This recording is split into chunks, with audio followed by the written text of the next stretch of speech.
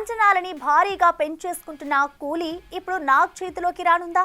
పెద్ద బ్యానర్స్ ని కాదని మన టాలీవుడ్ కింగ్ ఈ సినిమాని తెలుగులో విడుదల చేస్తున్నాడా?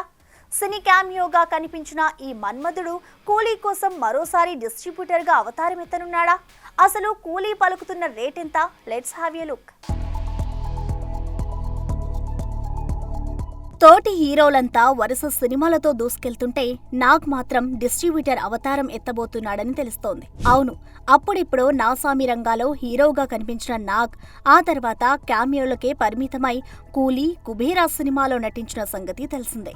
అయితే తెలుగులో ఆగస్టు 14న ప్రేక్షకుల ముందుకు రాబోతున్న రజనీ కూలీ సినిమాకున్న డిమాండ్ చూసి తెలుగులో తానే విడుదల చేస్తే ఎలా ఉంటుందని ఆలోచన చేస్తున్నట్టు సమాచారం. అయితే డిస్ట్రిబ్యూషన్ చేయడం నాగ్కి కొత్తేమీ కాదు.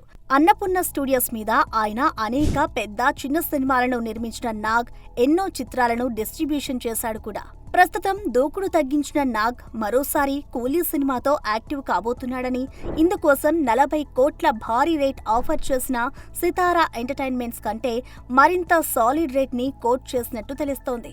అయితే రజనీ గత చిత్రం వెట్టయ్యాన్ కన్నా ఇది 4 రెట్లు ఎక్కువ కావడం ఇక్కడ విశేషం. ఒకవేళ వేరెవరిని కాదని కూలీ సినిమా నాగార్జున చేతిలో పడితే మాత్రం సినిమా మరిన్ని అంచనాలని పెంచుకోవడం ఖాయం. చూడాలి మరి. సెంచరీకి చేరువై సినిమాలని స్లో చేసిన నాగ్ ఈ కూలీ సినిమాతో ఎన్ని లాభాలు అకౌంట్లో వేసుకుంటాడో.